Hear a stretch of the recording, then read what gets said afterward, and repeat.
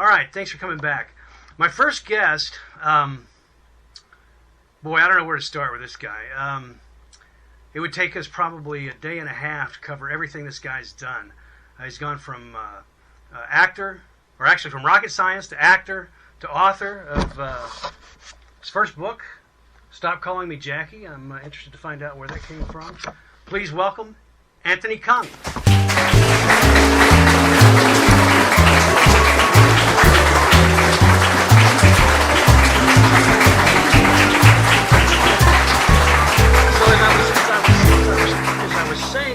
When I was doing the introduction, a day and a half, right? A day and a half. I pulled your resume and looked at it, and wow! I mean, let's see, swimming. Okay. Yes. Dancing. Yes. Public speaking. You started out as a rocket scientist. I did. And then 3 years ago, you became an actor, and since then, you've been in what 15. I mean, you said it says 15 independent movies. 15, yeah. Yeah, but I looked at your resume. There's a lot. It seems like that list is a lot longer. It's deceiving. It's very deceiving. And 4 studio, and then you've been on TV, The Good Guys, and Chase. Mm-hmm. That's right. That's pretty remarkable for 3 years. Yeah, I think it's just one of those things where people keep telling you should do this and that, and I thought to myself, well, maybe there's something to it.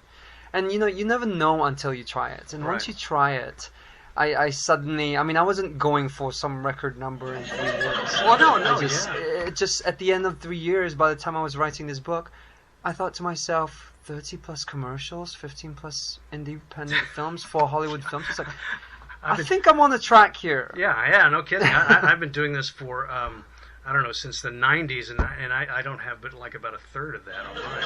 Oh, my. Nice going. That's all I can say is nice going. But what's interesting to me is you're from Hong Kong. Yeah, born and raised. You came to the States to go to USC as a freshman, and as a foreign student. Good. And you were going to do. I mean, you got into aerospace engineering. Right, aerospace engineering. Yeah. Now, to me, that's not like you got to USC and thought, "What am I going to do?" Yeah. Oh, maybe I'll do that. I knew what I wanted to do. Yeah. So with that in mind, where did you ever have a desire to be an actor, or did that just like come to you at some point in time? I did. Back in high school, well, in Hong Kong it was called secondary school because it was a British education system, and the secondary school goes from grade 7 to 13, and it was during that period where I would see my friends go on stage. And I thought to myself, I want to do that too. But you see, the thing was, this was a British school, so a lot of what they had on stage was Shakespeare plays. And back then my English wasn't that good, and I'm thinking, what are they talking about? I couldn't understand what you're saying. So believe me, Shakespeare has nothing to do with a language barrier. Okay. Well, I mean, so I figured even if I made the effort to get up there, I wouldn't even know what to say, let alone understanding it. Right. But it was ever since that time, ever since high school, ever since I was a teenager, I've always had this little desire to say, you know what, I want to go up there and perform. And so you did 3 years ago. I mean, I did. You just walked away from aerospace and just. I sure did. That's and your PhD, right? So. Well, yeah. That's remarkable. And so you've been acting for 3 years, and right now I guess you're doing your own movie. There's a Louisiana film prize. Film prize. Yeah. That just happened this weekend. As a matter of fact, what is it today? Yeah, it's just 3 days ago. Yeah. And we left Dallas at 6:00 in the morning, and then got to Shreveport. Started filming at 11 a.m. Filmed for the next 15 hours up to 2 a.m. And then drove back to Dallas, got back here at 6 a.m. So we did it in 24 hours. Wow. For the LA film prize. I don't drink coffee. No, I stay awake. And so what happens, I mean, now that you've got that, how long is the movie going to be? It's a film short. Right. So the requirement of the contest is that it be 5 to 15 minutes. I think we have it at about 8. 8 minutes? Yeah, because I wrote the script and it was 8 pages, so roughly a minute a page, 8 minutes worth. Okay. And then how do you win the 5,000 or 50,000? 50,000. They're gonna bring us down to the top 20.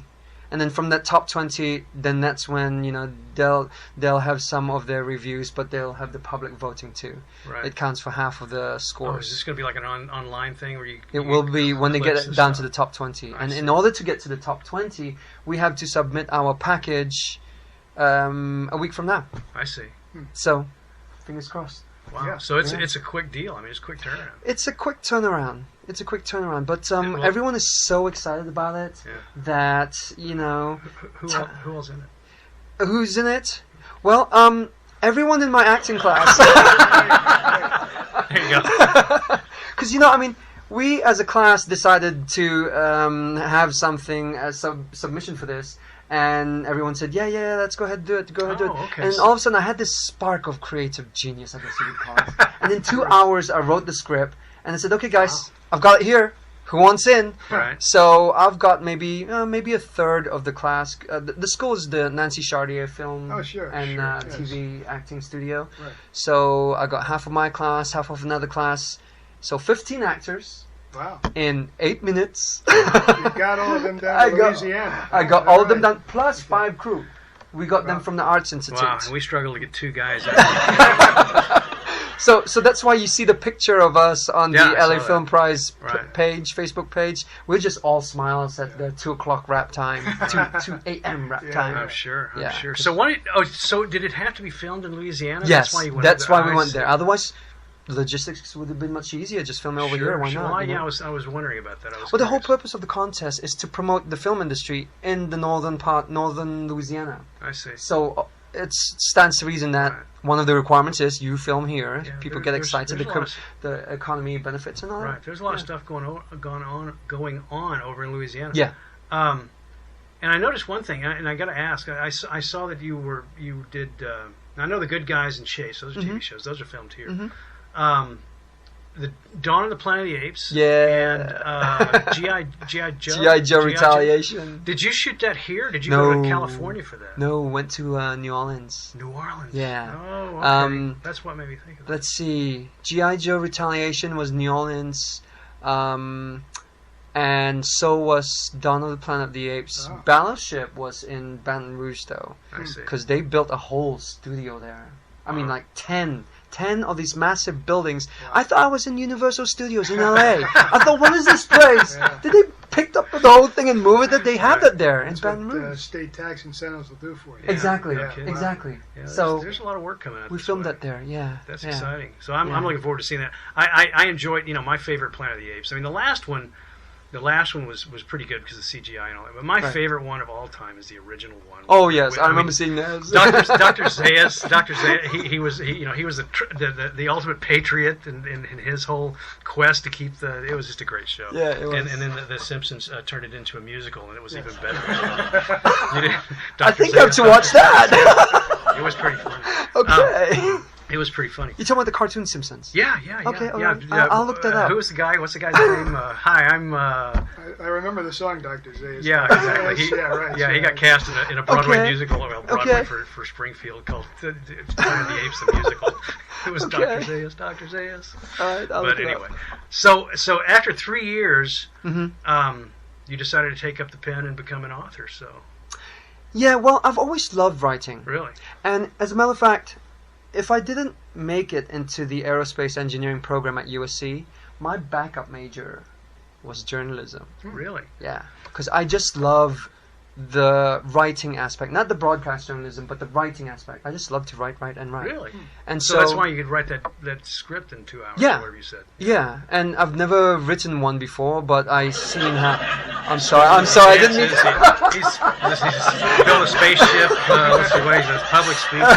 He's won awards for everything. So yeah, when I put pen to paper, because a lot of people were asking me. They said, you went from aerospace rocket scientist to actor. That's like a 180-degree turn. At least. It's like, how? Why? I mean, so I had some answers for them, and I thought, well, I'll write it down. Right. So I did. Well, that's good, yeah. Okay, so the name, Stop Calling Me Jackie. What was the genesis for that? That's an interesting title. It was on the set of, was it The Good Guys? The Good Guys. My first time in the acting business, second month. my second month into the acting world, I got there I was on set on The Good Guys as one. No, Realize I'm how many sorry. actors have that? I'm making him feel Wait bad till I now. get my hands on that guy. Yeah, well, it's an interesting story how I got there. But anyway, so they saw me there, and one of my actor friends, I didn't know her at the time. She called me Jackie. Hey, Jackie, how you doing? And then I'm thinking to myself, I'm not Jackie, I'm Anthony. You know? Right. I come in the next day, hey Jackie, how you doing? I thought, look, I'm Anthony.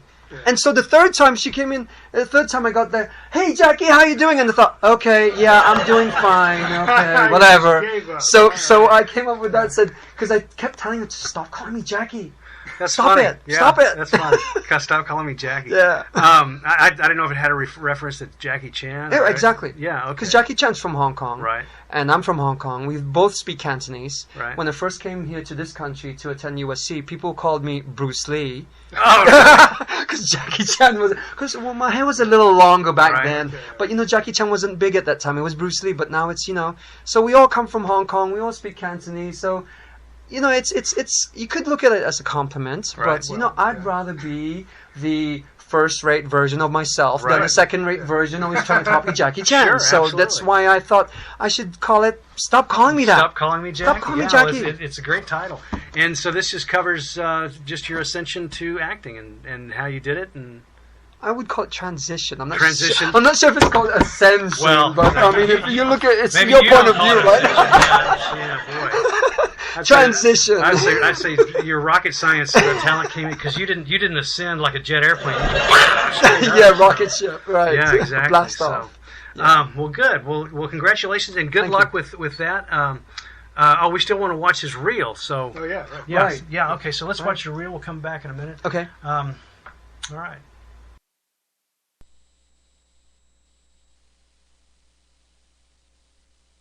Cause broken arm of an attendee, broken nose and broken ribs of a security guard, and severe head trauma to James River after you slam his head into the wall. Enough play!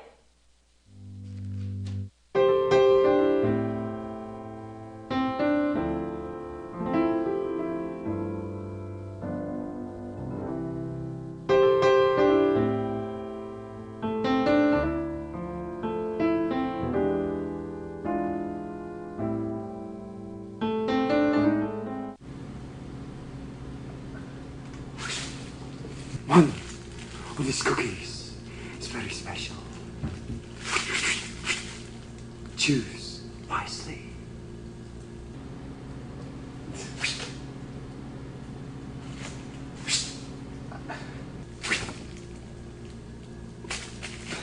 Oh, 你都講得唔錯，講得幾好啊。Gonna be submitting a design for my proposal then tomorrow? 係，當威。好，咁我哋再傾過，聽日見。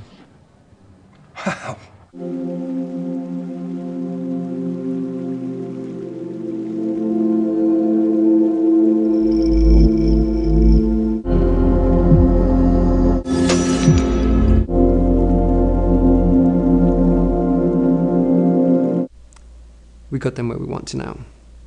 This is a child's game, and these fools don't even recognize it. What do you mean? Well, look at the chart. Between myself and Lars, got Prince Niflheim ahead of Royal Blue. Between McGee and Lars, got the fishing fleet over Prince Niflheim. And between McGee and I, we've got Royal Blue over the fishing fleet. You recognize that? That's like rock, paper, scissors. We are ready here, Dr. Feckless.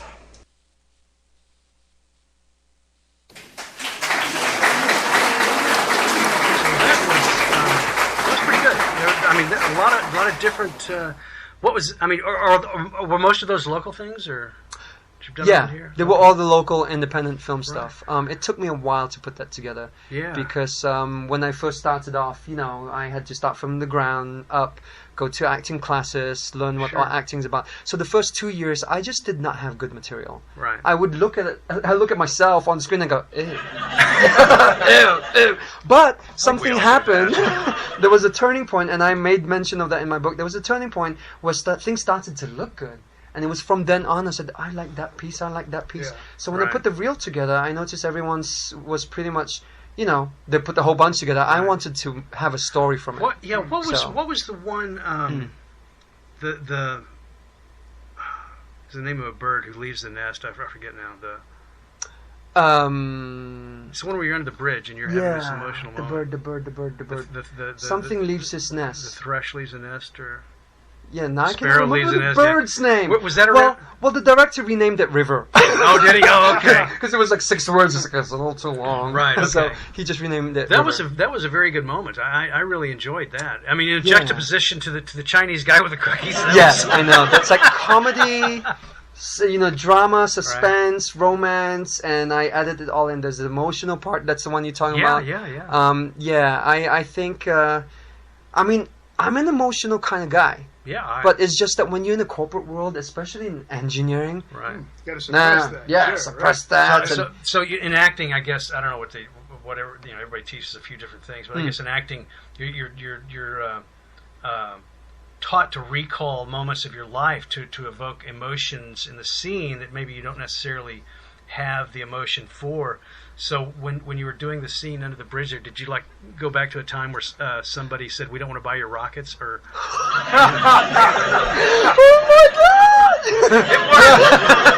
No, actually, that's one of the methods of acting. Yeah. The method that Nancy teaches is a little different. We actually conjure up the scenario in our mind. Right. Because that approach that you talked about is there's one drawback in that if you don't have a past where you have that emotion, Right. there's nothing to recall. Right. Sure. And so what we do is when we conjure up scenarios in our head, our minds doesn't know the difference between what's real and what's imagined. Right. So when I put an imaginary scenery in my head, that's how I got to the emotional state. And I think a good script. I think a good script does that. I think a good script will do that for you. If you're involved with a character, and you read the script and you know how you know what has happened and what's going on, I think that having to recall something isn't necessary.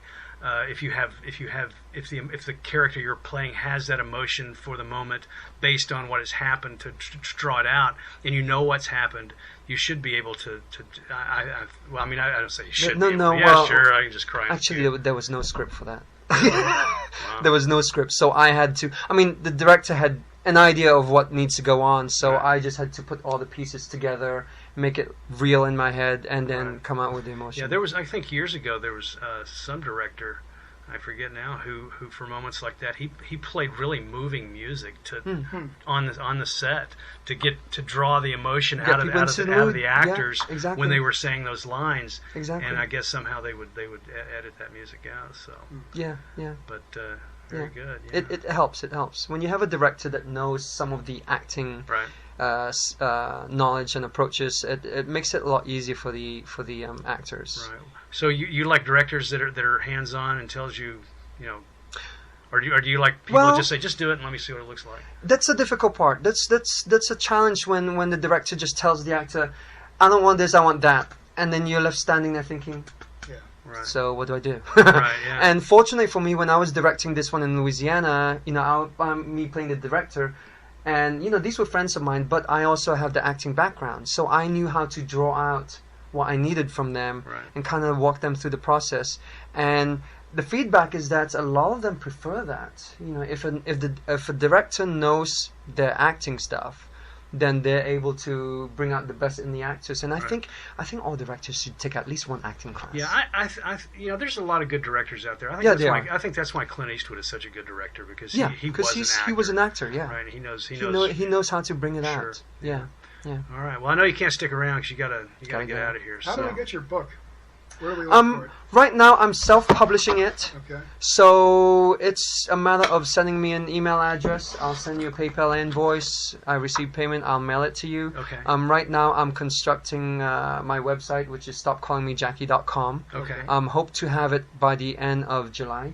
Well, that's this month. By the end of this month.